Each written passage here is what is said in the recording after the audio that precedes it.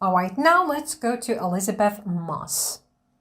The actress Elizabeth Moss was born in California in 1982.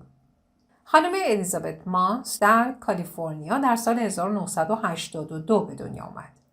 She has been in several very successful US TV dramas including The West Wing and Mad Men, for which she won an Emmy Award.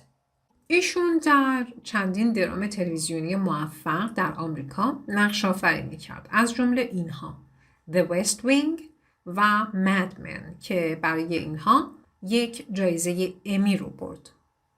جایزه امی هم جایزه هست که به افرادی که توی برنامه‌های تلویزیونی نقش خاصی رو ایفا میکنن و خیلی توی اون نقش موفق هستن اهدا میشه. The first question is C. What's your earliest memory? اولین خاطره‌ای که به یادت میاد چیه؟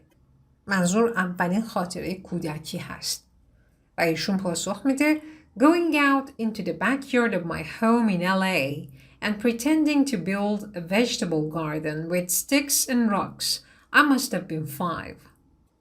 یادم میاد که میرفتم به حیاط پشتی خونمون در لس آنجلس، LA مخفف لس آنجلس هست. و وانمود میکردم که در حال درست کردن یک باغچه سبزیجات هستم، اونم با استفاده از چوب و سنگ. I must have been 5. اون زمان باید 5 سالم بود. Which living person do you most admire? چه آدمی هست که هنوز در قید حیات هست؟ living و شما بیش از هر کس دیگه‌ای براش ارزش و احترام قائلید. تحسینش میکنید. This is kind of cheesy, but my mom. cheesy اینجا یعنی یه جورایی لوس بازی. شاید خیلی لوس بازی، شاید خیلی لوس باشه بخوام این حرفو بزنم، ولی خب مامانم. Which living person do you most despise and why? کی هست که در قید حیاته و بیش از هر کس دیگه‌ای از نظر شما حقیره و چرا؟ I won't say his name. اسمشو نمیگم، ولی میگه his name که یعنی یه آقاست. Number 4 میشه D. What makes you unhappy? چی باعث ناراحتیت میشه؟ چی باعث میشه که خوشحال نباشی، غمگین باشی؟ Not getting enough sleep. اگه به اندازه کافی نخوابم. این منو ناراحت میکنه. What is your favorite smell? چه بویی هست که بوی مورد علاقته؟ Jasmine. I grew up in Los Angeles in the hills and there was always jasmine growing. من توی لس آنجلس به دنیا اومدم و میگه بوی یاسمن، جزمین رو دوست دارم. و توی منطقه هیلز و اونجا همیشه گل‌های یاسمن در حال رشد کردن بودن. Number 6 is G. Who would you most like to say sorry to? چه کسی هست توی این دنیا که بیشتر از هر کس دیگه‌ای دلتون میخواد ازش عذرخواهی کنید؟ To a really good girlfriend who I lost touch with when I was little. I would love to see her again. کسی که میخوام ازش عذرخواهی کنم یکی از دوستان خیلی خوبمه که وقتی که بچه بودم ارتباطم رو باهاش از دست دادم. Who I lost touch with. دقت کنید به این جمله. Who I lost touch with. یه جمله موصولی داریم. ساختار جمله مورد نظر to lose touch with someone هست. ارتباط رو با کسی از دست دادن و زمانی که این شکلی به صورت موصولی به کار میره preposition رو میاریم انتها. البته این یک شکل گفتنشه. در انگلیسی که اینفورمال هست خیلی رسمی نباشه. When I was little but I would love to see her again. خیلی دلم میخواست دوباره ببینمش. If you could go back in time, where would you go? اگه میتونستی در زمان سفر کنی و به گذشته بری کجا میرفتی؟ To a 1930s jazz club in New York City. I love the Art Deco period. The jewelry, the clothes, the music. ایشون پاسخ میده میرفتم به دهه 30 به یک کلوب جاز در شهر نیویورک. I love the Art Deco period. Art Deco period زمانی از معماری هست که در همون دوران دهه 30 و اینها بوده و توی اون معماری و هنرهای تجسمی از اشکال هندسی استفاده می شده. به اونها میگن Art Deco. The jewelry, the clothes, the music. میگه اونها رو دوست دارم. جواهرات و لباسها و موسیقی مربوط به اون دوران. Number 8 is A. How do you relax? I am a big fan of getting a box set and watching the entire show in 2 or 3 weeks.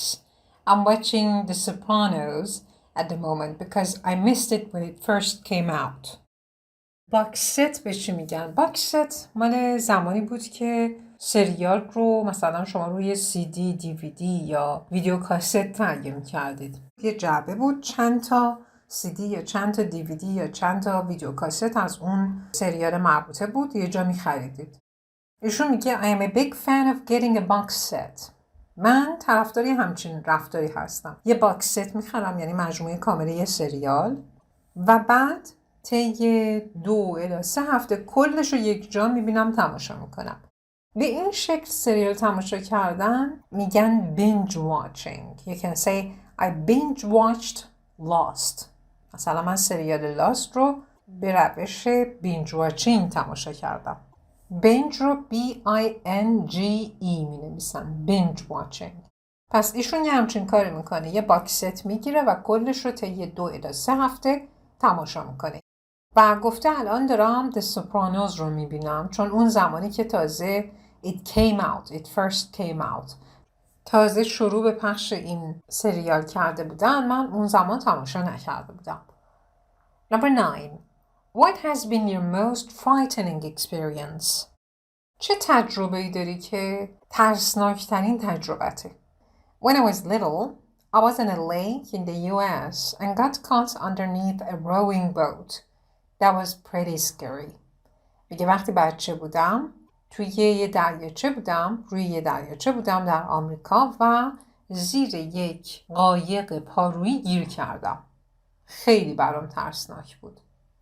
Now look at the glossary. Carjacking. The crime of forcing the driver of a car to take you somewhere or give you their car. Carjacking به ماشین ربایی میگن یا اتومبیل ربایی. یعنی این جنایت، این جرم که راننده یک ماشین رو وادار کنید شما رو به جایی ببره یا اینکه ماشینش رو بده به شما. Emmy, an award similar to the Oscars but for TV. امی یک جایزه است شبیه جوایز اسکار اما برای تلویزیون هست، نه سینما.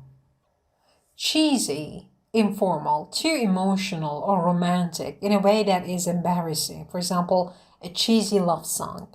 پس چیزی یک کلمه اینفورمال هست، غیر رسمیه، توی محاوره به کار میره و too emotional هستش، یعنی یه چیزی که زیادی احساساتی باشه، به شکلی که خجالت آور باشه. به عنوان مثال a cheesy love song، یعنی یک ترانه عاشقانه که چیزی باشه، خیلی دوست باشه. And at the bottom you see adapted from the Guardian. این رو قبلا هم جاهای مختلف امریکن فایل دیدید، معمولا بعد از متن‌های ریدینگ. Adapted به معنی تغییر داده شده است. و این تغییر داده شد از نشریه The Guardian گرفته شد و تغییر داده شد تا کلماتش، ساختار جملاتش طوری باشه که با سطح زبان شما بخونه. Now let's go back to page 4. باید به سوالات بخش C پاسخ بدیم. Number 1. Who had an embarrassing experience as a child? BC. Number 2. Who finds it hard to make decisions? BC. Number 3. Who avoids answering one of the questions? EM. Number 4. Who had a dangerous experience when they were traveling abroad? BC. Number 5. Who had a dangerous experience when they were young? EM. Number 6. Who often hesitates when they're speaking? BC. Number 7. Who was fond of a kind of flower when they were a child? EM. And number 8. Who has a favorite decade? EM. اونجا که میگه دوست داره که اگه قرار بوده و می شده در زمان به عقب برگرده به دهه 30 آمریکا بره. D. Which of the questions in the interviews do you think is the most interesting, the most boring, too personal to ask a person who you don't know well? به این سوالات هم میتونید خودتون پاسخ بدید و ارسال کنید که تصحیح بشه. سوال این هست که کدوم سوالاتی که توی این دوتا مصاحبه بود رو فکر میکنید که جالب ترین سوال هستن یا کسل کننده ترین سوالات هستن یا اینکه بیش از حد شخصی تر از اونی هستن که بخواید از کسی که خیلی خوب نمیشناسیدش بپرسید اون سوالات رو. So answer these on your own and add details. E. Choose 6 questions from Q&A to ask your partner. حالا 6 تا سوال رو از این Q&A که دربارش توضیح دادم انتخاب کنید و از دوستتون اون سوالات رو بپرسید. Now let's go to the next page again. Look at the upper right side of the page. 2. Grammar. Question formation. A. Now read the questions in 1B again and answer the questions below with a partner. حالا سوالاتی که در تمرین 1B هست دوباره بخونید و با دوستتون به سوالات زیر پاسخ بدید. Of course you can answer these questions on your own. You don't need a partner. Let's look at the questions in 1B again. سوالات 1B اینها بودن. How do you relax? What don't you like about your appearance? What's your earliest memory? What makes you unhappy? If you could edit your past, what would you think you would change? What was your most embarrassing moment? Who would you most like to say sorry to? Now let's go back to page 5. 1. Which questions are examples of a subject question where there is no auxiliary verb? کدوم سوالات هستن که در تمرین 1B هستن و نمونه های از سوالاتی هستن که subject question هستن و در اونها از فعل کمکی از auxiliary استفاده نشده.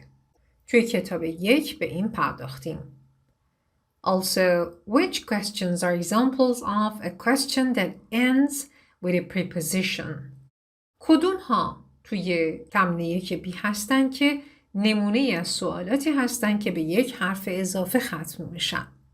Which questions are examples of a question that uses a negative auxiliary verb? و یه نمونه سوال که از فعل کمکی منفی استفاده کرده. اینها رو باید توی تمرین 1B پیدا کنید. Alright, you can pause the video, do this exercise and then check with me. Alright, the answers. Number 1. A subject question where there is no auxiliary verb. D. یک subject question که هیچ فعل کمکی توش نباشه مثل D. What makes you unhappy? اینجا what در جایگاه فاعل نشسته و فوراً بعدش فعل اصلی جمله اومده. هیچ فعل کمکی نداریم. نگفته what does make you unhappy. گفته what makes you unhappy. و دوم a question that ends with a preposition. سوالی که به یک حرف اضافه ختم میشه. G. Who would you most like to say sorry to? ببینید to رو آورده انتهای جمله. و سوم a question that uses a negative auxiliary verb. B. سوالی که توش از یک فعل کمکی منفی استفاده شده. B. What don't you like about your appearance? Don't اینجا auxiliary must و منفیه. حالا ادامه تمرین 2. 2. What happens to the word order in the question what would you change when you add do you think after what? خب گفته در سوال یا در جمله پرسشی what would you change چه تغییری از نظر ترتیب کلمات اتفاق میفته وقتی که do you think رو بعد از what به این جمله اضافه میکنیم. نگاه کنید جمله‌ای که داریم اینه what would you change و بعد do you think رو میخوایم اضافه کنیم بعد از what یعنی what do you think. جمله‌مون تبدیل میشه به این what do you think you would change. ترتیب کلمات به این شکل در میان. B. Page 132 Grammar Bank 1A. Learn more about question formation and practice it. میریم به صفحه 132 کتاب بانک گرامر درس 1A و اطلاعات بیشتری درباره تشکیل سوال، ایجاد و ساخت سوال به انگلیسی یاد میگیریم و تمرینش میکنیم.